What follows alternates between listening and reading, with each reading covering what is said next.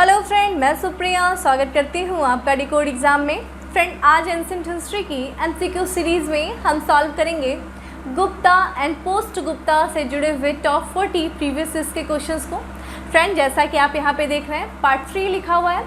हमने already part 1 और part 2 discuss किया हुआ है। जैसा कि हमने पार्ट 2 में पर्टिकुलर गुप्ता पीरियड से जुड़े हुए जो क्वेश्चंस आए हुए थे हमने उनको देखा था, और पार्ट 2 में हम गुप्ता एंड पोस्ट गुप्ता यानी कि गुप्ता और गुप्तोत्तर काल से जुड़े हुए टॉप 40 क्वेश्चंस को हमने डिस्कस किया था। विथ एक्सप्लेनेशन हमने डिस्कस किया था, और मैं उम्मीद करती हूँ कि आपके जो कुछ डाउट भी रहे होंगे वो भी क्लियर हुए होंगे।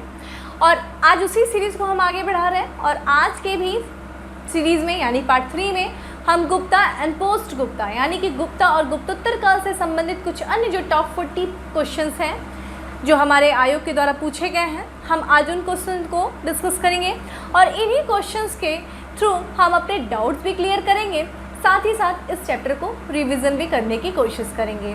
तो फ्रेंड, आइए स्टार्ट करते हैं आज की क्लास।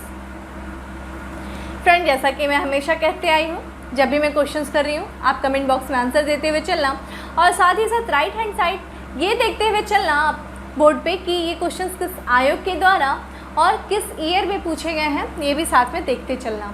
ये काफ़ी इंपॉर्टेंट होता है देखना फ्रेंड, इससे हमें अपने क्वेश्चंस के वेटेज के बारे में पता चलता है कि जितनी बार ये ज़्यादा क्वेश्चंस रिपीट होते हैं उससे उस क्वेश्चंस की वैल्यू उतनी ज़्यादा बढ़ जाती है। ठीक है, तो ये चीज़ आप देखते हुए चलना। तो चलिए आइए अपने क्वेश्चंस पे आते हैं, और हमारा आज का पहला क्वेश्चन है, कर्म का सिद्धांत संबंधित है न्याय से, मीमांसा से, वेदांत से, विशेषिक से। तो कर्म का सिद्धांत किससे संबंधित है फ्रेंड? मीमांसा से संबंधित है। जैसा कि हमने षट दर्शन देखा था, षट दर्शन के अंतर्गत जो मीमांसा दर्शन है उसका संबंध आपका कर्म के सिद्धांत से है। और मीमांसा को ही हम क्या कहते हैं? मीमांसा को ही हम पूर्व मीमांसा, कर्म मीमांसा और धर्म मीमांसा के भी नाम से जानते हैं। और मीमांसा के जो प्रेरता कौन है फ्रेंड? जैमिनी। ठीक है, जैमिनी। ठीक है, और फिर उत्तर मीमांसा जो कि बद्रायण के द्वारा प्रतिपादित किया गया था। तो ये हमारे जो षट दर्शन में से मीमांसा दर्शन है वो कर्म के सिद्धांत से संबंधित है। न्याय दर्शन की फ्रेंड बात करें, न्याय दर्शन के प्रेरता कौन है? गौतम थे। और फिर उसके वैशेषिक दर्शन के थे जो वैशेषिक दर्शन के प्रेरता कौन है? आपके कणाद थे। ठीक है, चलिए नेक्स्ट क्वेश्चन पे चलते हैं। नेक्स्ट है हमारा, निम्न में से किस दर्शन का मत है कि वेद शाश्वत है? यानी कि वेद ही सबसे बड़ा सत्य है, वेद शाश्वत सत्य है। ये किस दर्शन का मत है? वेद ही सबसे बड़ा सत्य है, वेद ही सबसे ऊपर है। कौन है? कौन से दर्शन के द्वारा इस बात, कौन सा दर्शन इसका मत रखता है? सांख्य, विशेषिक, मीमांसा, न्याय। तो देखिए इसका भी आंसर क्या होगा? मीमांसा दर्शन। ठीक है, मीमांसा दर्शन जो है इसका मत क्या है कि वेद ही शाश्वत सत्य है। जैसा कि हमने पूर्व मीमांसा की बात किया, पूर्व मीमांसा जो वेदों के कर्मकांड वाले पक्ष पे विचार करता है, वहीं आपका उत्तर मीमांसा जो है वो वेद के ज्ञान पक्ष पे प्रकाश डालता है या ज्ञान मार्गी पक्ष पे अपना विचार करता है। चूँकि हम बात करें जो हमारा षट दर्शन है वो एक आस्तिक दर्शन के आधार पर माना जाता है, चूँकि वो वेदों की प्रामाणिकता को मानता है, वेदों के अस्तित्व को स्वीकार करता है। इसी के कारण हम षट दर्शन को आस्तिक दर्शन के अंतर्गत रखते हैं। चूँकि यहाँ पे हमने जब दर्शन की बात की थी तो दर्शन में हमने क्या देखा था कि वेदों की प्रामाणिकता के आधार पे हम आस्तिक और नास्तिक का निर्धारण करते हैं। जिसने वेदों को माना वो आस्तिक है, और जिसने वेदों को नहीं माना वो क्या है? नास्तिक है। चूँकि सद दर्शन वेदों के अस्तित्व को स्वीकार करते हैं, इसीलिए वो क्या करते हैं? वो आपके आस्तिक कहलाते हैं। और जिसमें बात करें जो हमारा मीमांसा दर्शन है वो वेदों को शाश्वत सत्य मानता है। ठीक है, ये चीज़ें हमने बात किया। बात करें यहाँ पे देखिए सांख्य दर्शन, सांख्य जिनकी प्रेरता कौन थे? आपके कपिल मुनि थे। और सांख्य दर्शन जो है सबसे प्राचीनतम दर्शन है, और ये जैन दर्शन से समानता रखता है। विशेषिक है फ्रेंड, यहाँ पे विशेषिक होना चाहिए था।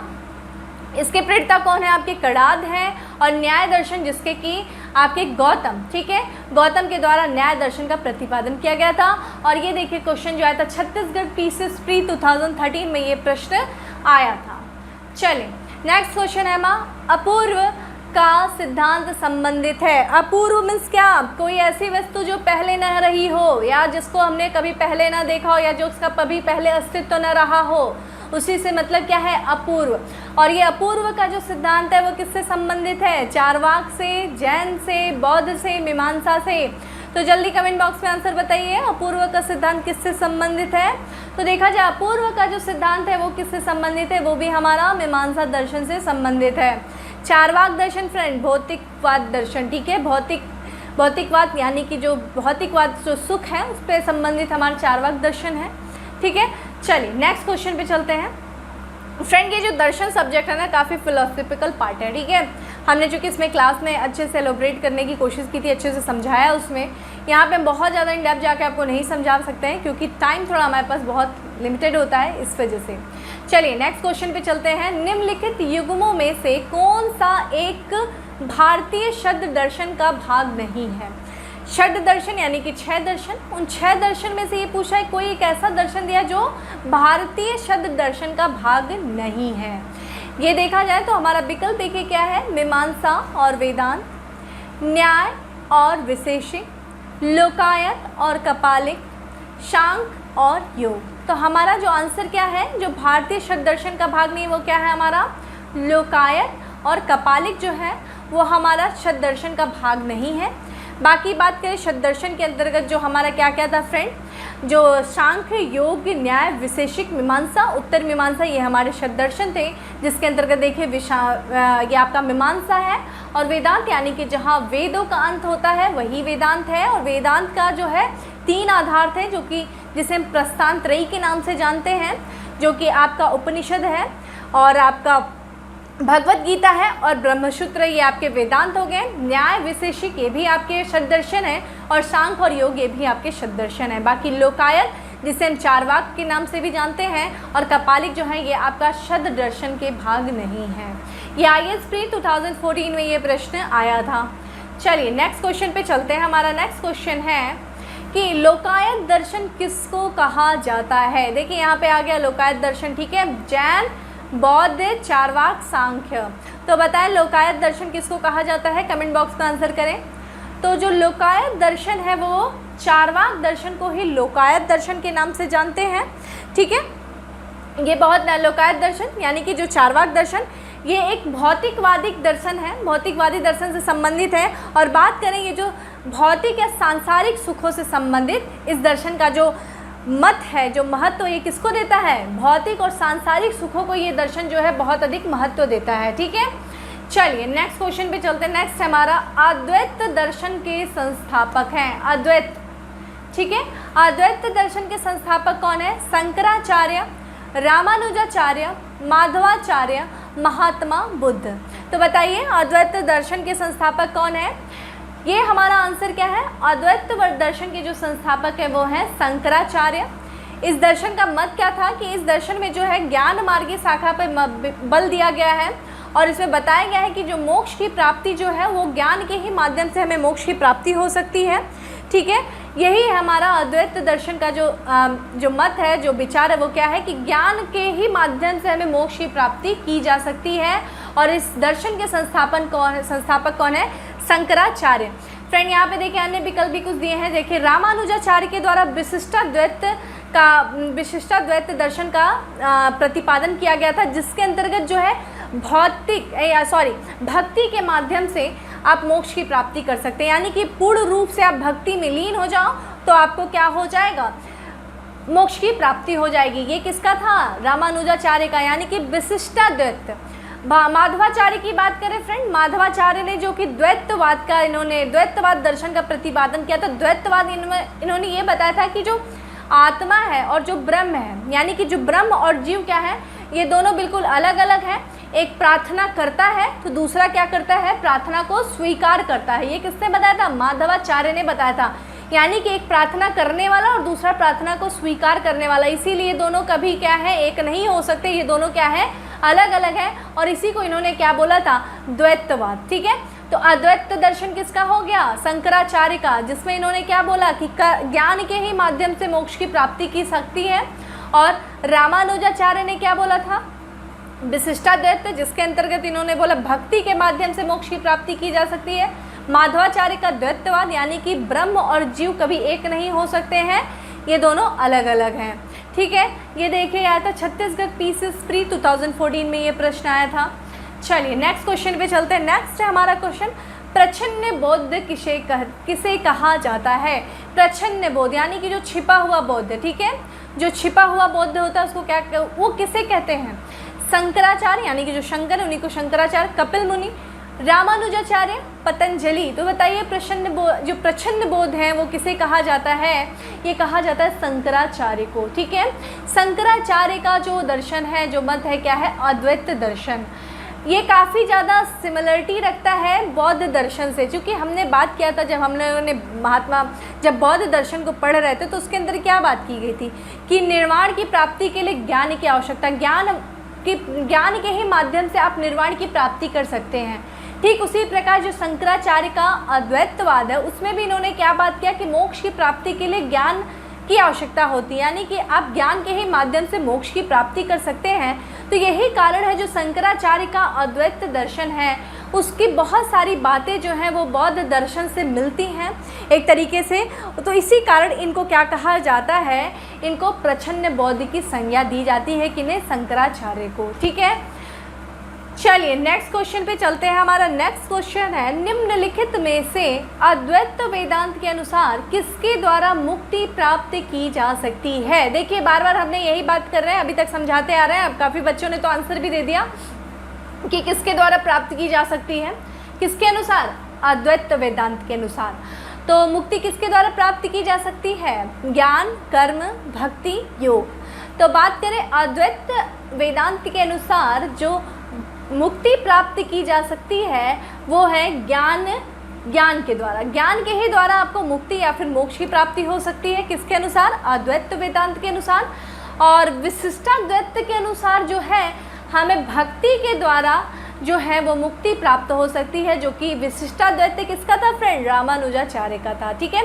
कर्म का सिद्धांत मीमांसा से, योग दर्शन पतंजलि, ये सारी चीज़ें भी डिस्कस हो चुकी है। चलिए नेक्स्ट क्वेश्चन पे चलते हैं। निम्न में से किसका संबंध वेदांत दर्शन के साथ नहीं है? ठीक है फ्रेंड, वेदांत दर्शन की बात करें तो वेदांत मतलब जहाँ वेदों का अंत हो रहा हो, और यहाँ पे जो इसकी विशेषता है क्या है? ज्ञान आधारित है। और वेदांत दर्शन का जो आधार है क्या है? वो आधार जो है वो प्रस्थान त्रयी, ठीक है, प्रस्थान त्रयी 3। और ये प्रस्थान त्रयी के अंतर्गत क्या था फ्रेंड? उपनिषद है, और उपनिषद के साथ साथ आपका ब्रह्म सूत्र और आपका भगवद गीता, जिसमें से जो मूल प्रस्थान है वो क्या है? आपका उपनिषद। बाकी अन्य जो प्रस्थान है जिसमें से आपका ब्रह्म सूत्र और भगवद गीता ये उपनिषद पर आधारित है।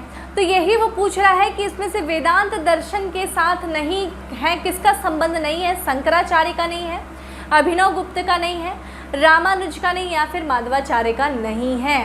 तो बताएं आंसर कि वेदांत दर्शन का किसका संबंध नहीं है। ये देखा जाए तो अभिनव गुप्त का जो है वो वेदांत दर्शन से ये संबंधित नहीं है। अभिनव गुप्त जो है तंत्र और अलंकार शास्त्र से संबंधित है। बाकी बात करें शंकराचार्य का, रामानुज का और माधवाचार्य, ये जो है ये जो विद्वान है इनका जो दर्शन ये वेदांत दर्शन से संबंधित है।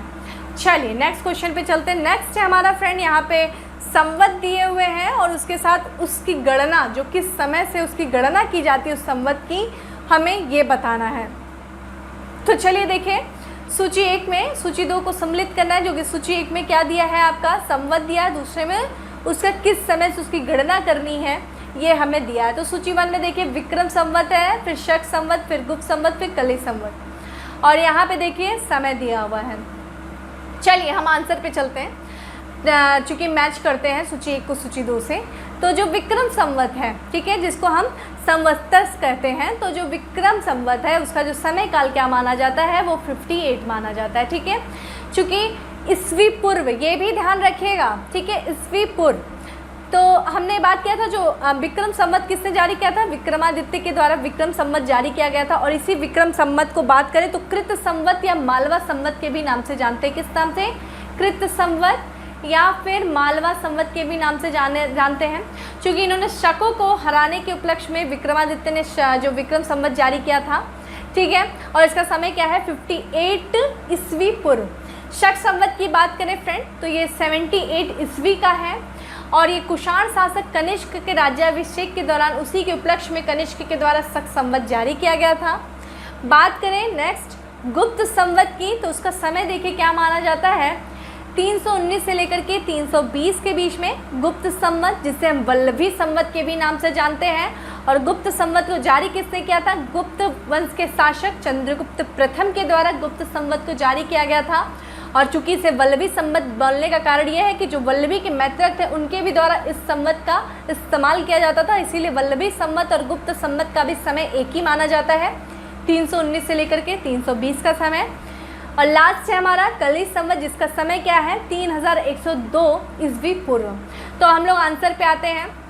हमारा आंसर क्या है फ्रेंड? एलिमिनेशन मेथड लगाना आप लोग बार बार लगाया करिए। देखिए हमारा ए का क्या था? 4 था, तो हमारा ए और बी तो निकल गया।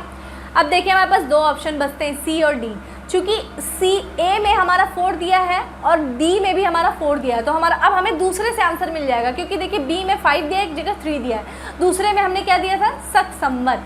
तो हमारा आंसर देखिए क्या हो जाएगा? डी। ठीक है, तो 10 का हमारा आंसर क्या हो जाएगा? डी। ठीक है, गुप्त संवत 320, शक संवत 78, कली संवत 3102 और आपका विक्रम संवत 58 ईस्वी पूर्व।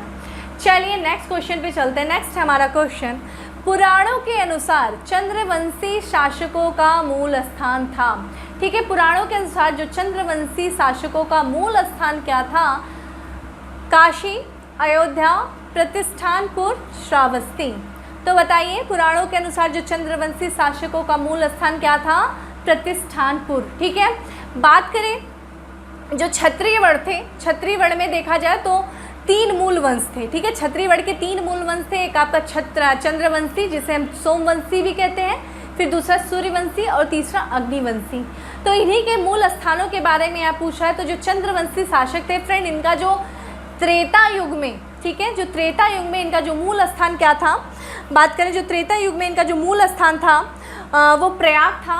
ठीक है, प्रयाग था त्रेता युग में, परंतु जब प्रलय आ जाता है तो उसके बाद द्वापर युग में जो इनका स्थान हो जाता है, ये अपना स्थान परिवर्तन कर लेते हैं, अपनी राजधानी जो है वो क्या कर लेते हैं? प्रतिष्ठानपुर को अपना स्थापित। तो यानी कि जब पूछे त्रेता युग में तो इनका मूल स्थान प्रयाग था, प्रलय के बाद इन्होंने अपनी राजधानी परिवर्तन किया और अपना द्वापर युग में बात करें तो इनका जो मूल स्थान क्या हो जाता है? प्रतिष्ठानपुर, जो उत्तर प्रदेश के इलाहाबाद वाले क्षेत्र में था। ठीक है, चलिए नेक्स्ट क्वेश्चन पे चलते हैं। नेक्स्ट है हमारा, मोखरी शासकों की राजधानी थी। ठीक है, मोखरी शासक, ये आपका देखेंगे क्षेत्र, चूँकि इसमें ऑप्शन में हम आ जाएंगे, आंसर पे चलते देखें तो मोखरी शासकों की जो राजधानी थी वो थानेश्वर थी, कन्नौज थी, पुरुषपुर थी या उपयुक्त में से कोई नहीं थी। तो बताइए मोखरी जो शासकों की राजधानी क्या थी फ्रेंड? ये थी आपकी कन्नौज। कन्नौज जो थी वो मोखरी शासकों की राजधानी थी। और मोखरी जो वंश था इसके संस्थापक कौन थे फ्रेंड? हरिवर्मा। ठीक है, हरिवर्मा के द्वारा मोखरी वंश की स्थापना की गई थी। कब की गई थी? 510 में मोखरी वंश की स्थापना की गई थी। इस वंश के जो महत्वपूर्ण शासक थे आदित्य वर्मा थे, ईशान वर्मा, ये कुछ महत्वपूर्ण शासक थे। बाकी मोखरी वंश की जो स्थापना की गई थी वो हरिवर्मा के द्वारा 510 में की गई थी। और इनकी राजधानी क्या थी? कन्नौज थी। ये देखिए क्वेश्चन छत्तीसगढ़ पीसीएस प्री 2011 में ये क्वेश्चन आया था। चलिए नेक्स्ट क्वेश्चन पे चलते हैं। नेक्स्ट है हमारा, हर्ष के समय की सूचनाएं किसकी पुस्तक में निहित है? हर्ष पुष्यभूति वंश का शासक हर्ष, जिसे हर्षवर्धन के नाम से जानते हैं, पुष्यभूति वंश को हम वर्धन वंश भी कहते हैं। तो ये हर्ष के बारे में जो सूचनाएं हैं हमें किस पुस्तक से निहित है या किस पुस्तक के द्वारा हमें प्राप्त होती है? तो बताइए वो हरिसेन की पुस्तक में है निहित, या कल्हड़ की पुस्तक में है, या फिर कालिदास की पुस्तक में, या फिर इनमें से कोई नहीं। तो देखिए हमारा आंसर क्या हो गया? हमारा आंसर क्या है? कल्हड़। ठीक है, कल्हड़ की जो राजतरंगिणी है उसमें हमें हर्ष के समय के बारे में या हर्ष के बारे में हमें जानकारी मिलती है। कल्हड़ की राजतरंगिणी जो कि हमें कश्मीर के इतिहास के बारे में हमें जानकारी देता है, और उन्होंने ही अपनी पुस्तक में राजतरंगिणी में लिखा है कि हर्ष जो कि बाद में बौद्ध धर्म का मतोन्यायी हो जाता है, तो बौद्ध धर्म ग्रहण करने से पहले जो हर्ष था वो शैव धर्म का मतावलंबी था, यानी कि शैव धर्म को मानने वाला था, शैव धर्म का उपासक था। ये किसने लिखा था? कल्हड़ ने अपनी राजतरंगिणी में लिखा था। हाँ, और हरिसेन, जो हरिसेन की हमने बात करें तो ये समुद्रगुप्त के बारे में, इनके जो इन्होंने प्रयाग प्रशस्ति लिखा था उससे हमें समुद्रगुप्त के विषय में जानकारी मिलती है। कालिदास जो कि चंद्रगुप्त वंश के शासक चंद्रगुप्त द्वितीय के दरबार में थे और इनके 9 रत्नों में से एक थे, तो हमें उनके विषयों में हमें बहुत सारी जानकारी मिलती है। तो चलिए नेक्स्ट क्वेश्चन पे चलते हैं। नेक्स्ट क्वेश्चन है हमारा कि हर्षचरित नामक पुस्तक किसने लिखी? हर्षचरित नामक पुस्तक बताइए किसने लिखी? आर्यभट्ट, बाणभट्ट, विष्णुगुप्त, परिमल गुप्त। तो बताइए हर्षचरित जो है नामक पुस्तक किसने लिखी? तो ये हर्षचरित नामक जो पुस्तक लिखी थी वो बाणभट्ट ने लिखा था। उसे हमें हर्ष के समय में हर्ष के बारे में हमें जानकारी मिलती है। और बाणभट्ट जो थे वो आपके हर्षचरित के जो हर्षवर्धन के दरबार में रहते थे। और बाणभट्ट के द्वारा फ्रेंड कादम्बरी नामक पुस्तक की भी या कादम्बरी उपन्यास की भी रचना की गई थी। ठीक है, हाँ, बाणभट्ट जो कि भारत का पहला उपन्यास है, ये भी ध्यान रखिएगा, भारत का पहला उपन्यास कादम्बरी की रचना भी बाणभट्ट ने किया था। हर्षचरित की भी रचना बाणभट्ट ने किया था। ठीक है, चलिए नेक्स्ट क्वेश्चन पे चलते हैं। नेक्स्ट है हमारा हर्ष के साम्राज्य की राजधानी थी। हर्ष के साम्राज्य की राजधानी क्या थी? कन्नौज, पाटलिपुत्र, प्रयाग, थानेश्वर। तो बताएं हर्ष के साम्राज्य की राजधानी क्या थी? हर्ष के साम्राज्य की जो राजधानी थी वो थी आपकी कन्नौज थी।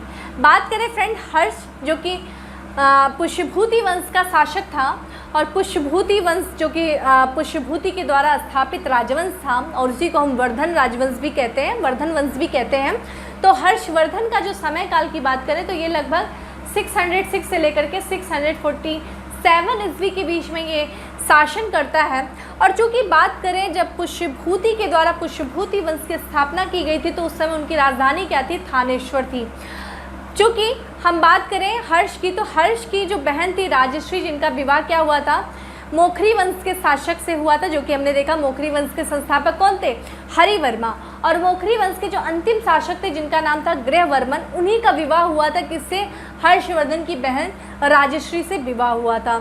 और चूँकि आप देखिए गुप्तोत्तर काल में क्या होता है कि विभिन्न क्षेत्रीय शक्तियाँ आपस में संघर्ष कर रही होती हैं। इसी दौरान हम देखते हैं कि जो मालवा का शासक रहता है देवगुप्त, ठीक है, और आपके बंगाल का जो शासक रहता है गौड़ वंश का शासक शशांक, कन्नौज पर अधिकार करने के लिए गृहवर्मन से संघर्ष करता है, जिस दौरान उनकी मृत्यु हो जाती है। ठीक है, ये जो आपका शशांक ने गृहवर्मन के ये आपका देवगुप्त के साथ मिलकर के गृहवर्मन की हत्या कर देते हैं। और फिर उसके बाद मोखरी का जो कि वो अंतिम मोखरी वंश का अंतिम शासक रहता है, तो उनकी हत्या के बाद यानी कि उनकी मृत्यु के बाद उनकी जो पत्नी राजश्री जो कि हर्ष की बहन थी, उन्हीं के सहयोग करने के लिए, उनके साम्राज्य में सहयोग करने के लिए, उनके शासन व्यवस्था में सहयोग करने के लिए हर्ष ने अपनी राजधानी को थानेश्वर से कन्नौज में स्थापित कर लिया, हस्तांतरित कर लिया और फिर वहीं से इन्होंने अपने शासन व्यवस्था का संचालन किया।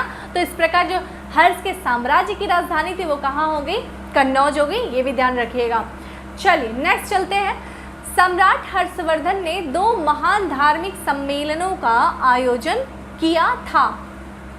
2 महान धार्मिक सम्मेलनों का आयोजन कहाँ किया था? किसके द्वारा किया गया था? हर्षवर्धन के द्वारा किया गया था।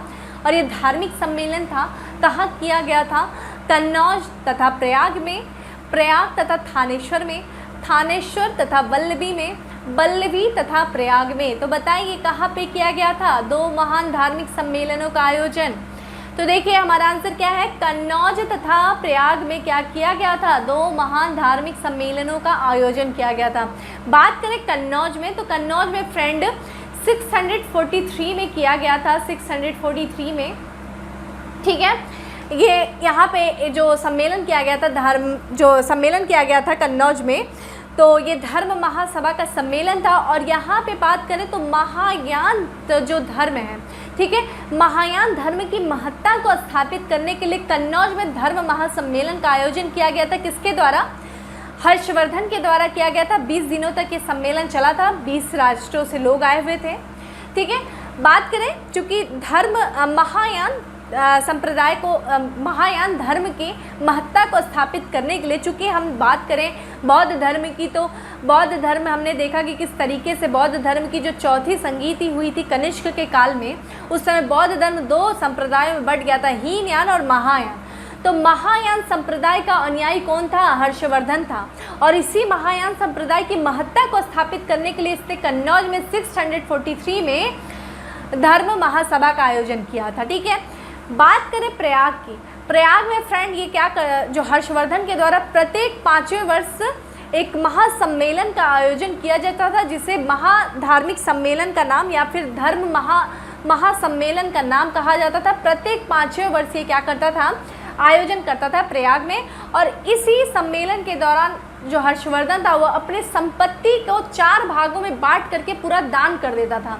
पूरी संपत्ति को ये दान कर देता था 4 भागों में बांट करके, जिसमें से 25% भाग राजकीय कार्यों, सरकारी कार्यों में, 25% जो है आपका प्रशासनिक कार्यों में, 25% जो था 25% जो था वो आपका धार्मिक कार्यों में, और जो 25% की बात करें तो जो आपका उपलब्धियों के लिए जो ये पुरस्कृत करता था, जो लोग अच्छे कार्य करते थे उनको पुरस्कृत करने के लिए अपने 25% जो थी संपत्ति जो है वो दान कर देता था। यानी कि पूरी तरीके से अपनी संपत्ति को दान कर देता था। ये अपने इवन शरीर के वस्त्रों को भी ये दान कर देता था। और अपने इसी दानशीलता के कारण जो हर्षवर्धन है उसको भारत का हातिम कहा जाता था। ठीक है, तो प्रत्येक 5वें वर्ष ये प्रयाग में इसका आयोजन करता था। और इसी में जो 643 में जो 6वां सम्मेलन हुआ था, इसमें वेंग सॉन्ग ने भी भाग लिया था और कहा जाता था उसकी अध्यक्षता से भी वेंग सॉन्ग के द्वारा की गई थी।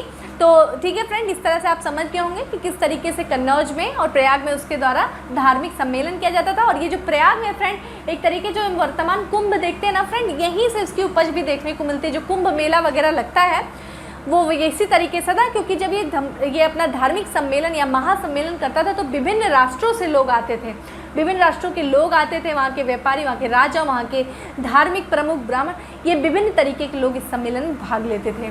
चलिए नेक्स्ट क्वेश्चन पे चलते हैं। नेक्स्ट है हमारा, नर्मदा नदी पर सम्राट हर्ष के दक्षिणीवर्ती अग्रगमन को रोका। ठीक है, दक्षिण की तरफ बढ़ते हुए जो अग्रगमन हो रहा था, जो हर्ष जब दक्षिण भारत की तरफ बढ़ने का प्रयास कर रहे थे, तो उनको नर्मदा नदी पर किसने रोका, ये प्रश्न पूछ रहा है। पुलकेशिन प्रथम ने, पुलकेशिन द्वितीय ने, विक्रमादित्य प्रथम ने, विक्रमादित्य द्वितीय ने। तो देखा जाए हमारा आंसर क्या हो गया, पुलकेशिन द्वितीय, जो कि चालुक्य वंशी शासक था, इसी के द्वारा नर्मदा नदी के तट पर हर्षवर्धन को हराया गया था। चूँकि हम देख रहे हैं कि जब हर्षवर्धन ने अपने उत्तर भारत में अपने साम्राज्य को पूरी तरीके से स्थापित कर लिया था, पश्चिम की तरफ अपना पूरा विस्तार कर लिया था, तो अब वो दक्षिण भारत की तरफ अपने साम्राज्य का विस्तार करने के प्रयास करते हैं। और इसी क्रम में हम देखते हैं कि चालुक्य वंश का शासक पुलकेशिन के भी द्वारा अपने साम्राज्य विस्तार के क्रम में उत्तर की तरफ बढ़ रहे हैं। तो जब उधर वो दक्षिण की तरफ बढ़ेंगे और ये पुलकेशिन द्वितीय जब उत्तर की तरफ बढ़ेंगे, तो इनके बीच जो युद्ध तो अवश्य संभावी है, मतलब युद्ध तो जरूर होगा। और यही युद्ध होता है नर्मदा नदी के तट पे, जहाँ पे हर्ष जो है पुलकेशिन द्वितीय के द्वारा पराजित होते हैं और इनका जो दक्षिण की तरफ बढ़ने का जो स्वप्न रहता है वो वहीं पे ख़त्म हो जाता है। और इन सब बारे में जो हमें जानकारी मिलती है वो पुलकेशिन द्वितीय के ऐहोल अभिलेख से हमें जानकारी मिलती है, जो लगभग 630 ईस्वी का था। और यही ये जो ऐहोल अभिलेख है वो रवि कीर्ति के द्वारा उसकी रचना की गई थी। आप ये सब भी हमने चूँकि डिस्कस किया था, फिर से अगेन आपको एक बार बता दिए तो आपका रिविज़न भी हो गया। चलिए नेक्स्ट क्वेश्चन पे चलते हैं। नेक्स्ट है हमारा कि निम्नलिखित शासकों में से किसने हर्षवर्धन को पराजित किया। देखिए वही क्वेश्चन फिर से रिपीट आ गया। तो कीर्तिवर्मन द्वितीय ने, विक्रमादित्य द्वितीय ने, पुलकेशिन प्रथम ने, पुलकेशिन द्वितीय ने। फ्रेंड ध्यान रखिएगा, पुलकेशिन द्वितीय ने इनको पराजित किया था। इसकी जानकारी हमें ऐहोल प्रशस्ति से मिलती है, जहाँ से हमें पुलकेशिन द्वितीय के विजय अभियानों की जानकारी मिलती है। किसके द्वारा रचित, रवि कीर्ति के द्वारा रचित, जो कि पुलकेशिन द्वितीय के दरबार में थे। चलिए नेक्स्ट क्वेश्चन पे चलते हैं। नेक्स्ट हमारा, चालुक्य शासक पुलकेशिन के हर्ष पर विजय का वर्ष क्या है।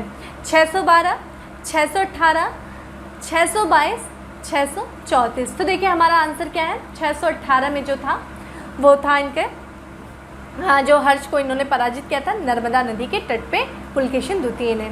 चलिए नेक्स्ट क्वेश्चन पे चलते हैं। नेक्स्ट हमारा, कवि बाण निवासी थे, जो बाण भट्ट थे जो कि हर्षवर्धन के दरबार में रहते थे, जिनके द्वारा कादम्बरी और हर्षचरित की रचना की गई थी, वो कहाँ के निवासी थे। पाटलिपुत्र के, थानेश्वर के, भोजपुर के, उपयुक्त में से कोई नहीं।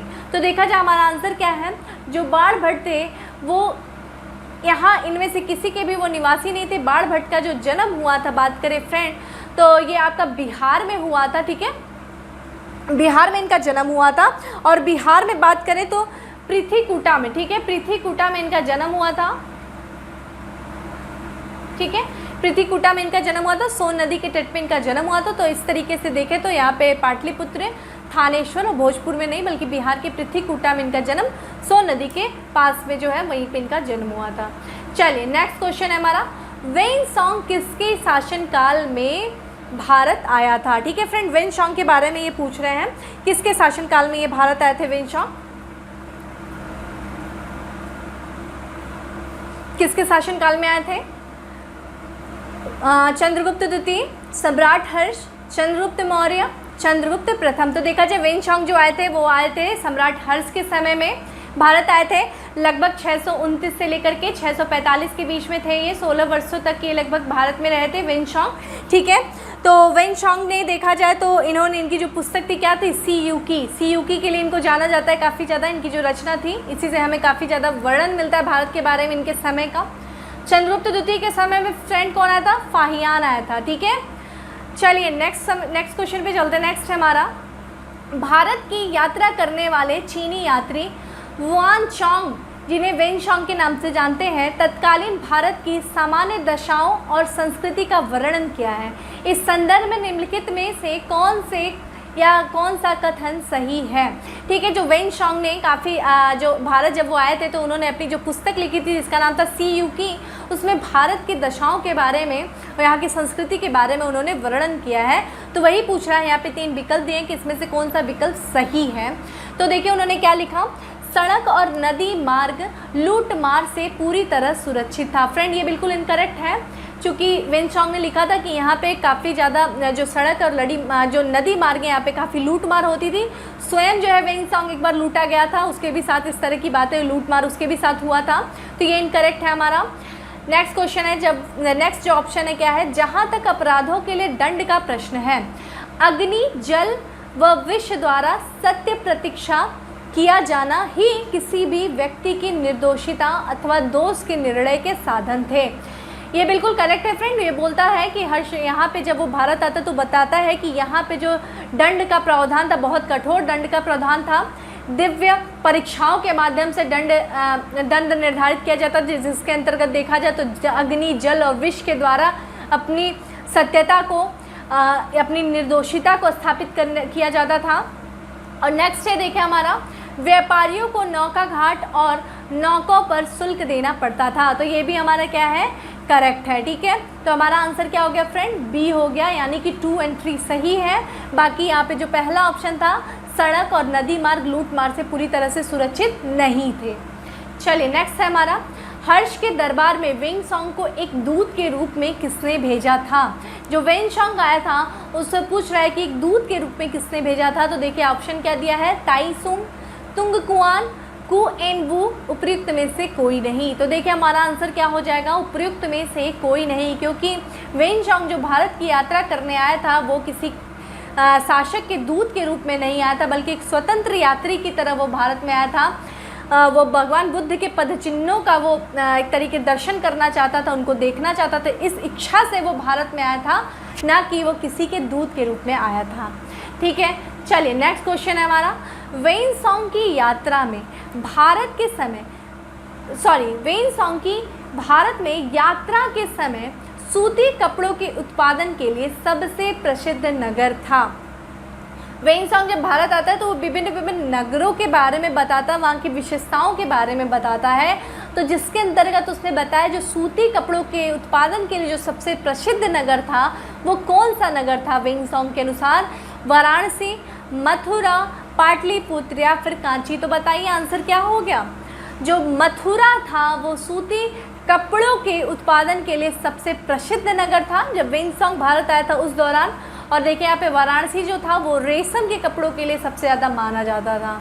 चलिए नेक्स्ट क्वेश्चन पे चलते हैं, कोशीय शब्द का प्रयोग किया था, क्या था? कोशीय शब्द का प्रयोग किया गया है कपास के लिए, सन्न के लिए, रेशम के लिए, ऊन के लिए। तो जो कोशीय जो शब्द है वो प्रयोग किया गया था रेशम के कपड़ों के लिए किया गया था, और रेशम के व्यापार का प्रमुख केंद्र क्या था? वाराणसी था। और आपका सूती वस्त्रों के उत्पादन का जो प्रमुख केंद्र क्या था? मथुरा था। ये सब वेनसोंग के द्वारा उनकी पुस्तक सीयूकी में वर्णन किया गया है, ठीक है। चलिए नेक्स्ट क्वेश्चन है, चीनी यात्री वेन सॉन्ग ने किस विश्वविद्यालय में अध्ययन किया था? चूँकि हमने देखा कि चीन जो वेन सॉन्ग था वो 629 से लेकर के 645 वर्षों के बीच में भारत में रहा था, जिसके अंतर्गत वो 16 वर्षों में 6 वर्षों तक उसने किस विश्वविद्यालय में अध्ययन किया था, प्रश्न ये पूछ रहा है। तो देखिए ऑप्शन क्या है, तक्षशिला, विक्रमशिला, मगध, नालंदा। तो बताइए आंसर क्या है, हमारा आंसर क्या है, नालंदा विश्वविद्यालय में जो वेन सॉन्ग ने क्या किया था, अपना उन्होंने अध्ययन किया था नालंदा विश्वविद्यालय में। और जब ये नालंदा विश्वविद्यालय में अध्ययन कर रहे थे तो इस दौरान इस विश्वविद्यालय के जो कुलपति थे उनका क्या नाम था, शीलभद्र। ठीक है, शीलभद्र यहाँ के इस समय ये कुलपति थे, आचार्य शीलभद्र, और यहीं पे इन्होंने वेन सॉन्ग ने अध्ययन किया था। और यहाँ से बात करें तो इन्होंने योग विद्या का इन्होंने क्या किया था, अध्ययन किया था। योग विद्या का 1.5 वर्षों तक इन्होंने अध्ययन किया था। नालंदा विश्वविद्यालय की फ्रेंड स्थापना किसने किया था, ये किया था गुप्त वंश के शासक कुमारगुप्त के द्वारा किया गया था। कुमारगुप्त प्रथम, क्योंकि कुमारगुप्त द्वितीय भी है, कुमारगुप्त प्रथम।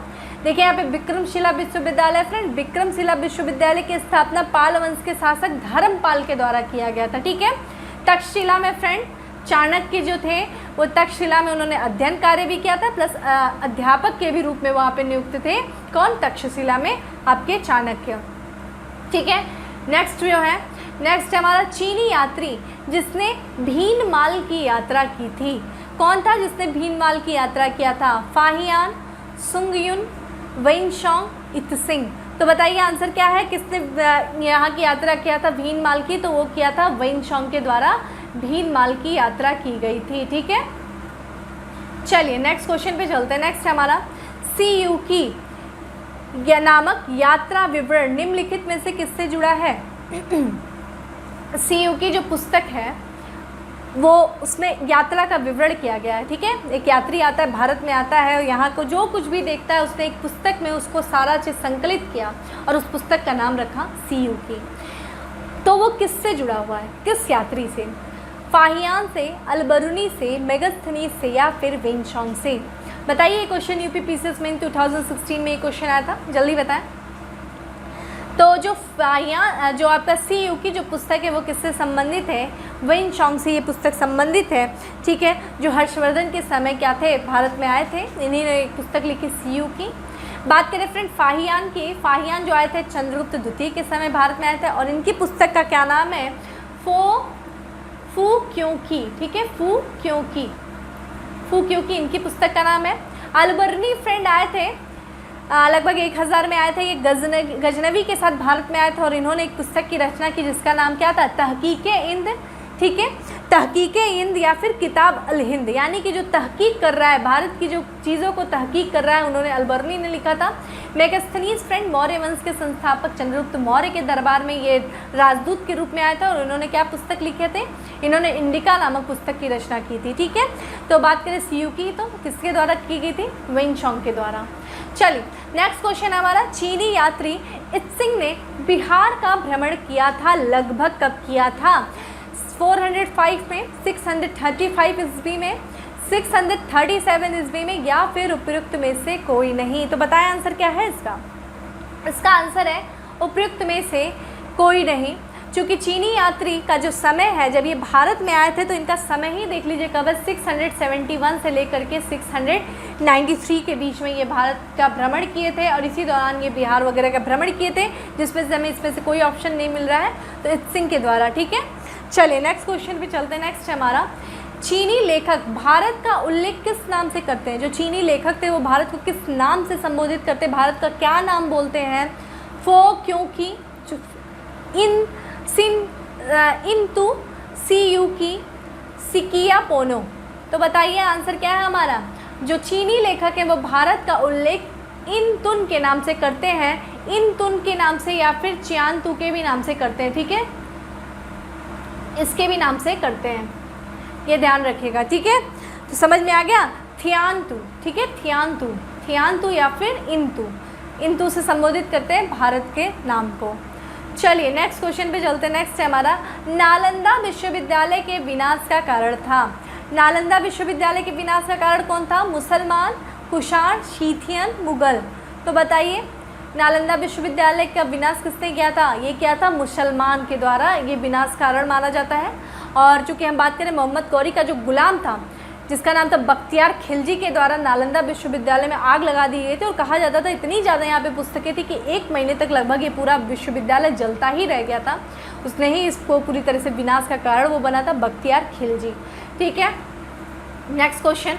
और जो है ना, चलिए नेक्स्ट क्वेश्चन है हमारा, निम्नलिखित में से कौन सा उपवाक्य उत्तर हर्षकालीन स्रोतों में उल्लिखित हुंडी के स्वरूप की परिभाषा बताता है? हुंडी, ठीक है, कौन सा बताता है? ये उत्तर हर्षकालीन स्रोत में उल्लिखित है, हुंडी शब्द लिखा गया है, उसकी परिभाषा बताई क्या है?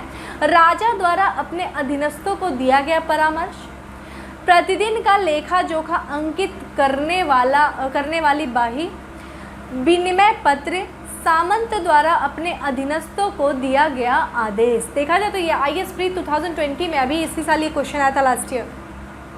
तो हुंडी का जो स्वरूप, जो हुंडी से तात्पर्य क्या हो गया फ्रेंड? विनिमय पत्र। विनिमय पत्र जिसे कि हम प्रतिज्ञा पत्र के भी नाम से जानते हैं, उसी को हम हुंडी कहते हैं। बात करें अगर हम इसके बारे में थोड़ा सा, तो जो हम लोग देखा जाए, अगर हम लोग क्रय और विक्रय करते हैं किसी भी चीज़ का, अगर खरीदते हैं या किसी चीज़ को बेचते हैं, तो 2 ही माध्यम से, या तो उधार या फिर नगद।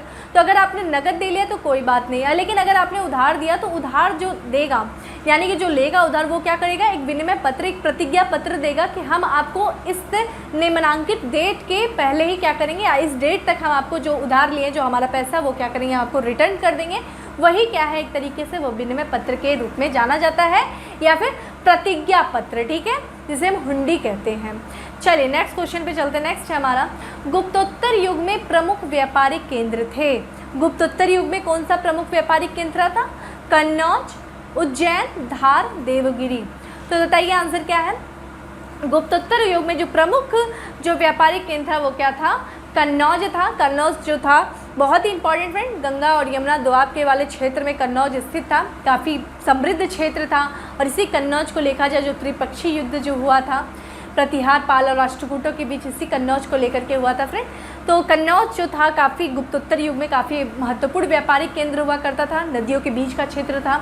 और बात करें उज्जैन की फ्रेंड, तो ये गुप्त काल में उज्जैन जो था वो चंद्रगुप्त द्वितीय के द्वारा जब उज्जैन को उनकी दूसरी राजधानी बनाया गया, जब शकों को उन्होंने हरा करके बाहर भेजा, तो उन्होंने उज्जैन को अपनी दूसरी राजधानी बनाई, जो कि गुप्त समय में काफ़ी सांस्कृतिक रूप से बहुत ही महत्वपूर्ण केंद्र था आपका उज्जैन। उसके बाद गुप्तोत्तर काल में कन्नौज जो था, जो कि हर्षवर्धन की राजधानी थी, ये काफ़ी रूप से व्यापारिक रूप से काफ़ी महत्वपूर्ण हो जाता है। चलिए नेक्स्ट है हमारा सामंतवाद का, ये कथन और कारण संबंधित प्रश्न है, थोड़ा सा इसको समझिएगा। सामंतवाद का विकास गुप्तोत्तर काल की कृषक संरचना की प्रमुख विशेषता थी। कारण क्या है? इस काल में भूस्वामी, मध्यस्थ वर्ग एवं आश्रित कृषक वर्ग अस्तित्व में आए। तो बताइए यहाँ पे हमें आंसर है, कथन और कारण को देखना है। तो देखिए पहले कथन को समझते हैं कि सामंतवाद का विकास गुप्तोत्तर काल की कृषक संरचना की प्रमुख विशेषता है। फ्रेंड, जैसा कि हमने देखा था कि सातवाहनों के द्वारा भूमि दान देने की प्रथा शुरू की जाती है, लेकिन गुप्त काल में हम देखते हैं कि बहुत ही बड़े पैमाने पर ब्राह्मणों को, मंदिरों को या फिर अन्य लोगों को, जो सैनिक वर्ग थे, इनको हम क्या करते हैं, भूमि दान देते हैं। गुप्तोत्तर काल में भी हम देखें तो जो वेतन के रूप में जो भूमि दी जाती थी, वेतन के रूप में भूमि दान देने की प्रथा काफ़ी बढ़ जाती है। और फ्रेंड, ये जो जब भूमि दान दी जाती है तो सामंतों का जो था, सामंत वर्ग का उदय होगा। तो ये जो सामंत होते थे, इनके भूमि जो था, भूमि पर इनका अधिकार होता था, और ये भूमि से क्या करते थे, भूमि से जो आय प्राप्त करते थे वही क्या करते थे, राजा को देते थे। क्योंकि वो भूमि पे जितनी अच्छी कृषि होगी, जितना ज़्यादा कृषि कार्य होगा, उतना ही ज़्यादा क्या होगा, राज्य की आय बढ़ेगी। तो फ्रेंड, ये जो सामंत होता था, चूँकि ये राजा को कर देता था, ठीक है, राजा को राजस्व देता था, तो वो क्या करता था, बहुत ही ज़्यादा कृषि कार्य करवाएगा। तो जितना ज़्यादा कृषि कार्य होगा, कृषक संरचना, जो कृषक समुदाय है, उतना ही ज़्यादा क्या होगा, वो बढ़ेगा, उसका उदय होगा। ठीक है, कृषक लोग, कृषक वर्ग का उतना ही उदय होगा। क्यों? क्योंकि कृषि से ही, कृषि जो होती है राज्य का आय का मूल स्रोत होती है, और इसी जितनी ज़्यादा कृषि होगी, राज्य की आय उतनी ही ज़्यादा बढ़ेगी। और सामंत जो होते थे वो क्या करते थे, राज्य को कर के रूप में देते थे, क्योंकि इन सामंतों के पास राजस्व का अधिकार होता था, राजस्व संबंधी अधिकार होता था, सैनिक संबंधी अधिकार होता था। इसीलिए कृषक संरचना इसकी प्रमुख विशेषता हो जाती है गुप्तोत्तर काल में। तो हमारा पहला जो कथन है वो सही है। कारण को समझते हैं, कारण सही है या नहीं।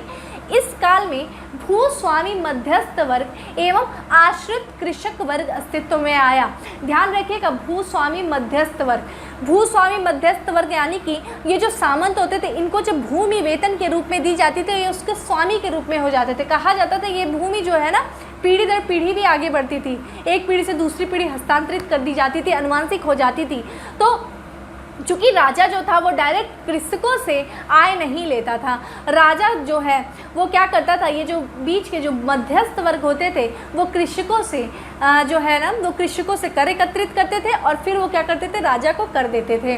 तो इसी कारण जो है इस काल में हम क्या देखते हैं, भूस्वामी मध्यस्थ वर्ग और कृषक वर्ग जो है अस्तित्व में आए। तो इससे हमारा आंसर क्या हो जाता है, कथन और कारण दोनों सही हो जाते हैं। ठीक है, तो आंसर क्या हो जाएगा, ए। अब आप समझ रहे हैं ना जो हमने समझाने की कोशिश किया कि किस तरीके से मध्यस्थ वर्ग जो सामंत थे वो मध्यस्थ होते थे, वो कृषकों से क्या करते थे, कर एकत्रित करते थे और राजा को देते थे। और चूँकि जो कृषि है वो आय का महत्वपूर्ण स्रोत हुआ करती थी, तो कृषि का विस्तार करेंगे तो कृषक वर्ग जो है वो महत्वपूर्ण, वो प्रमुख विशेषता होगी कृषक संरचना। ठीक है, यही चीज़ को समझना है, बहुत ईजी होता है चीज़ों को समझना, कनेक्ट करेंगे चीज़ें समझ में आ जाएंगी।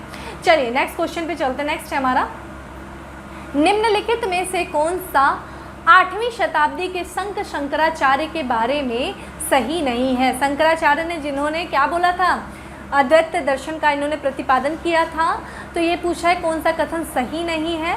तो उन्होंने भारत के विभिन्न क्षेत्रों में 4 धाम स्थापित किया। बिल्कुल सही बात है फ्रेंड, इन्होंने जो भारत के विभिन्न क्षेत्र जो चारों दिशाएं हैं वहाँ पे इन्होंने 4 धाम स्थापित किया। सेकेंड स्टेटमेंट पे चलते हैं, इन्होंने बौद्ध तथा जैन धर्मों के विस्तार पर रोक लगाई। बिल्कुल सही बात है फ्रेंड, चूँकि शंकराचार्य के द्वारा वैदिक संस्कृति को पुनः स्थापित करने का प्रयास किया गया था, वैदिक संस्कृति को, वैदिक विशेषताओं को, इसी कारण इन्होंने जो बौद्ध और जैन धर्मों के विस्तार पर इन्होंने रोक लगाने का प्रयास किया। तो हमारा सेकेंड स्टेटमेंट भी सही है। थर्ड स्टेटमेंट देखें तो इन्होंने प्रयाग को तीर्थराज नाम दिया। फ्रेंड यही हमारा स्टेटमेंट गलत है, ऐसा नहीं था, इन्होंने प्रयाग को तीर्थराज नाम नहीं दिया था। और इन्होंने वेदांत का प्रसार किया, यानी कि वेदों का अंत, वेदांत का आधार क्या है, प्रस्थानत्रयी, प्रस्थान यानी कि उपनिषद जो कि ज्ञान मार्गी शाखा है। और शंकराचार्य ने क्या किया था कि मोक्ष की प्राप्ति किससे होगी, ज्ञान की प्राप्ति से ही हमें मोक्ष की प्राप्ति होगी, मुक्ति प्राप्त होगा। और वेदांत जो है ज्ञान मार्गी शाखा है। ठीक है, जिसमें हमने क्या देखा था, आपका ब्रह्म जो है, जो प्रमुख वेद जो है प्रस्थान क्या था, उपनिषद, और उन पे जो आधारित था ब्रह्मसूत्र और भगवद गीता। चलिए नेक्स्ट है हमारा, देखिए उसी से रिलेटेड जो क्वेश्चन है कि आदि शंकराचार्य द्वारा स्थापित 4 मठ कहाँ स्थित है। जैसा कि अभी हमने लास्ट क्वेश्चन में देखा कि इनके द्वारा 4 दिशाओं में जो मठ स्थापित किए गए हैं, वही प्रश्न आ गया कि ये जो 4 मठ स्थापित किए गए थे कहाँ कहाँ स्थापित किए गए थे आदि शंकराचार्य के द्वारा। ठीक है, बताइए, इसी को 4 धाम भी कहते हैं, इसी को 4 पीठ भी कहते हैं। कहाँ कहाँ, तो देखिए विकल्प देखिए, श्रृंगेरी, द्वारका, ज्योतिषमठ, प्रयाग। सेकंड विकल्प देखिए द्वारका, जोशीमठ, प्रयाग, कांची। थर्ड विकल्प जोशीमठ, द्वारका, पुरी, श्रृंगेरी। फोर्थ देखिए पुरी, श्रृंगेरी, द्वारका, वाराणसी। तो बताइए आंसर क्या है हमारा आंसर देखिए सी है। ठीक है, आदि शंकराचार्य के द्वारा 4 ज्योतिष मठों की इन्होंने स्थापना किया था, या 4 पीठों की स्थापना किया था। जिसमें बात करें तो बद्रीनाथ में, जो कि उत्तराखंड के बद्रीनाथ में इन्होंने ज्योतिष पीठ की स्थापना किया था। और ज्योतिष पीठ जो जिस ईश्वर जो भगवान को समर्पित है, तो ये भगवान विष्णु को समर्पित है, आप ये भी ध्यान रखिएगा, भगवान विष्णु को समर्पित है। ठीक है, तो उत्तर में क्या हो गया, ज्योतिष मठ हो गया। और बात करें दक्षिण में फ्रेंड, जो दक्षिण में कर्नाटक का मैसूर में जो है, मैसूर कर्नाटक में है, वो आपका देखा जाए श्रृंगेरी मठ है, श्रृंगेरी पीठ है, जो कि भगवान शिव को समर्पित है। ध्यान रखिएगा, भगवान शिव को समर्पित श्रृंगेरी मठ है। पूर्व में देखा जाए तो पूर्व में जो पुरी है, जो कि उड़ीसा में है, और यहाँ पे गोवर्धन पीठ है, गोवर्धन मठ है, जो कि आपका बालभद्र और सुभद्र भगवान को समर्पित है। ठीक है, बालभद्र और सुभद्र को समर्पित है। और आपके पश्चिम में देखा जाए द्वारका, जो कि गुजरात में, यहाँ पे शारदा पीठ है। और यहाँ पे बात करें तो यहाँ भगवान कृष्ण को ये चीज़ समर्पित है। ठीक है, ये मठ तो आपको समझ में आ गया। उत्तर में क्या हो गया आपका जो कि आपका ज्योतिष पीठ हो गया, दक्षिण में श्रृंगेरी पीठ हो गया, पूर्व में आपका देखें गोवर्धन पीठ हो गया और पश्चिम में आपका क्या हो गया शारदा पीठ हो गया। उत्तर में जो कि आपका विष्णु को समर्पित है, दक्षिण में शिव को, पूर्व में क्या हो गया बालभद्र और आपका सुभद्र को, और पश्चिम में क्या हो गया कृष्ण को समर्पित है। ये भी ध्यान रखिएगा किस ईश्वर को समर्पित है। चलिए नेक्स्ट क्वेश्चन है हमारा, हमें देखना है कि यहाँ पे कौन सा जो जोड़ा है उसका वो सम्मिलित जो है जोड़ा जो सम्मिलित किया गया वो सही नहीं हमें देखना है। तो देखिए यहाँ पे दिया है कि निम्नलिखित जोड़ों में से कौन सा जोड़ा सम्मिलित नहीं है, सही सम्मिलित नहीं है। तो देखिए रवि कीर्ति पुलकेशिन द्वितीय, यहाँ पे एक तरफ देखें तो विद्वानों के नाम दिए गए हैं और दूसरा पूछा है कि वो किनके दरबार में थे। तो बात करें रवि कीर्ति जो वो पुलकेशिन द्वितीय, दूसरा देखा जाए भवभूति कन्नौज के यशोवर्मन, तीसरा हरिशेन हर्ष दंडिन नरसिंह वर्मन। तो देखा जाए हमारा इनकरेक्ट आंसर क्या है फ्रेंड, वो है हमारा सी जो है हमारा इनकरेक्ट है, क्योंकि हरिशेन जो है जिन्होंने प्रयाग प्रशस्ति की रचना किया था ये आपके गुप्त वंश के शासक समुद्रगुप्त के दरबार में थे, ना कि हर्ष के दरबार में थे। ठीक है, अन्य विकल्पों की बात कर ले फ्रेंड, तो रवि कीर्ति जिन्होंने ऐहोल प्रशस्ति की रचना किया था ये पुलकेशिन द्वितीय के दरबार में थे, और इससे इन्हीं के ऐहोल प्रशस्ति से हमें जानकारी मिलती है कि नर्मदा नदी के तट पे पुलकेशिन द्वितीय ने हर्षवर्धन को पराजित किया था। सेकंड देखिए भवभूति जो कि कन्नौज वंश के शासक यशोवर्मन के दरबार में थे। भवभूति इन्होंने बहुत महत्वपूर्ण रचनाएँ किया है, जैसे कि आपका मालती माधव, उत्तम रामचरित और आपका बात करें महावीर नाटक, इन विभिन्न रचनाओं का इन्होंने रचना किया था भवभूति के द्वारा। और लास्ट में देखा जाए दंडिन जो है, दंडिन जो कि आपके कांची के पल्लव वंश के शासक नरसिंह वर्मन द्वितीय, इनको द्वितीय कहिएगा, नरसिंह वर्मन द्वितीय के दरबार में थे। और दंडिन के द्वारा जो कुछ महत्वपूर्ण रचनाएं की गई थी जिसमें 10 कुमार चरित्र हो गए, आपके अवंती सुंदर हो गए और आपके काव्यदर्शी, ये कुछ महत्वपूर्ण रचनाएं दंडिन के द्वारा की गई थी। ठीक है, चलिए नेक्स्ट क्वेश्चन पे चलते हैं।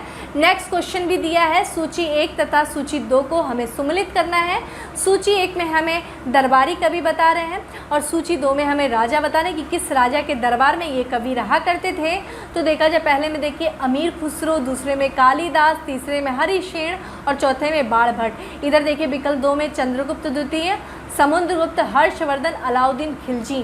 तो चलिए बताइए हमारा आंसर क्या होगा। अमीर खुसरो की फ्रेंड बात करें तो अमीर खुसरो की बात करें तो ये देखिए अलाउद्दीन खिलजी के दरबार में थे अमीर खुसरो। ये निज़ामुद्दीन औलिया के शिष्य थे फ्रेंड। हमने जब सूफ़ी आंदोलन पढ़ा था तो जो सूफ़ी संत निज़ामुद्दीन औलिया के जो शिष्य थे अमीर खुसरो थे, और कहा जाता था इन्होंने 7 शासकों के दरबार को देखा था। ठीक है, जिसमें से अलाउद्दीन जो खिलजी के दरबार में अमीर खुसरो थे। कालिदास फ्रेंड, कालिदास जो कि चंद्रगुप्त द्वितीय के दरबार में थे, 9 रत्नों में से एक थे, तो हम क्या लिखेंगे चंद्रगुप्त द्वितीय। हरिशेन जिन्होंने प्रयाग प्रशस्ति की रचना किया ये समुद्रगुप्त के दरबार में थे, जो कि उनके दरबारी कवि थे, गुप्त वंश के शासक समुद्रगुप्त, जिन्हें भारत का नेपोलियन कहा जाता है। लास्ट में देखा जाए बाणभट्ट जिन्होंने हर्षचरित्र और आपका कादम्बरी की रचना किया था, ये हर्षवर्धन के दरबार में थे। तो हमारा आंसर फ्रेंड क्या हो जाएगा, फिर से एलिमिनेशन मेथड लगाई। देखिए पहले का 4 है तो हम ए निकाल देंगे, हम आपका डी निकाल देंगे। तो हमारे बी और सी में 4 दिया हुआ है। कालिदास देखिए अब हमें दूसरे से आंसर मिल जाएगा। कालिदास जो कि चंद्रगुप्त द्वितीय के दरबार में थे, तो हमारा आंसर देखिए क्या हो जाएगा बी। ठीक है, 4 1 2 3 एलिमिनेशन मेथड फ्रेंड लगाने की कोशिश क्या करिए, इससे हमारा एग्जामिनेशन में समय बचता है। चलिए नेक्स्ट क्वेश्चन पे चलते हैं। नेक्स्ट भी हमारा देखा जाए सही जोड़े बनाइए और नीचे दिए गए कूट से सही उत्तर चुनिए। ठीक है, तो देखा जाए एक तरफ देखा जाए शासक नाम दिया है, दूसरी तरफ उनके जो संबंधित जो क्षेत्र हैं वो दिया है। तो भोज, दुर्गावती, समुद्रगुप्त, अशोक, इधर उज्जैन, विदिशा, धार, गोंडवाना। तो बताइए भोज कहाँ पे थे। भोज का जो क्षेत्र था, भोज जो थे वो आपका धार। ठीक है, धार जो आपका मध्य प्रदेश में क्षेत्र था। दुर्गावती, बताइए दुर्गावती जो थे वो उनकी बात करें तो उनका जो क्षेत्र था दुर्गावती, रानी दुर्गावती, वो गोंडवाना वाले क्षेत्र था। समुद्रगुप्त फ्रेंड विदिशा, ठीक है, जिसे हम वेसनगर कहते हैं ना, विदिशा मध्य प्रदेश में। और अशोक शासक बनने से पूर्व कहाँ का गवर्नर था, उज्जैन का गवर्नर था, अवंती का गवर्नर। ठीक है, तो देखिए हमारा आंसर क्या हो गया, फिर से एलिमिनेशन मेथड लगाइए फ्रेंड। एक का 3 ये हमारा निकल गया। ठीक है, तो हमारा आंसर क्या हो जाएगा फ्रेंड डी। ठीक है, डी जो है हमारा आंसर हो जाएगा, यानी कि भोज का धार, रानी दुर्गावती का गोंडवाना, समुद्रगुप्त का विदिशा, उज्जैन का आपका अशोक का उज्जैन। चलिए नेक्स्ट है हमारा, नेक्स्ट और आज का लास्ट क्वेश्चन है कि निम्न में से किस भारतीय दर्शन में परमाणु सिद्धांत का प्रतिपादन किया। ठीक है, किस किया गया है, किस भारतीय दर्शन में परमाणु सिद्धांत का, भारत के जो परमाणु सिद्धांत का प्रतिपादन किया गया था किस दर्शन में मिलता है, किस भारतीय दर्शन में मिलता है। तो योग, न्याय, सांख्य, विशेषिक या उपयुक्त में से कोई नहीं या उपयुक्त में से एक से अधिक। ये देखिए इसी बार क्वेश्चन आया था last year, Bihar PCS pre 2020 में ये क्वेश्चन आया था। तो जो भारतीय दर्शन में परमाणु सिद्धांत का प्रतिपादन किया गया था वो किया गया था विशेषिक दर्शन में। विशेषिक दर्शन के प्रेरणा कौन है फ्रेंड? कणाद। ठीक है, कणाद के द्वारा विशेषिक दर्शन का प्रतिपादन किया गया था। और इसी दर्शन में देखा जाए पहले जो भारत का प्रथम जो परमाणु परिकल्पना है, जो परमाणु सिद्धांत का प्रतिपादन किया गया था विशेषिक दर्शन में, जिनके आपके प्रेरणा कौन है? कणाद हैं। ठीक है, योग दर्शन की बात करें पतंजलि, न्याय दर्शन की बात करें फ्रेंड गौतम, और आपके सांख्य दर्शन के कौन है? जो सबसे प्राचीनतम दर्शन है फ्रेंड सांख्य दर्शन कपिल मुनि। ठीक है, किससे समानता रखता है? जैन दर्शन से समानता रखता है।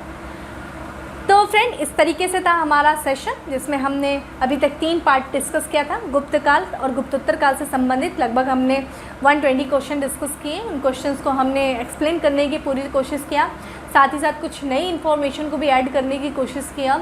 और उम्मीद करती हूँ कि आपको ये सेशन समझ में आया होगा। अगर अच्छा लगा हो तो लाइक करना नहीं भूलें, ज़्यादा से ज़्यादा लोगों को शेयर करें कि ज़्यादा से ज़्यादा लोगों को बेनिफिट मिले। तो फ्रेंड फिर मिलते हैं अपने नेक्स्ट सेशन में, तब तक के लिए bye, have a good day and stay safe and stay happy.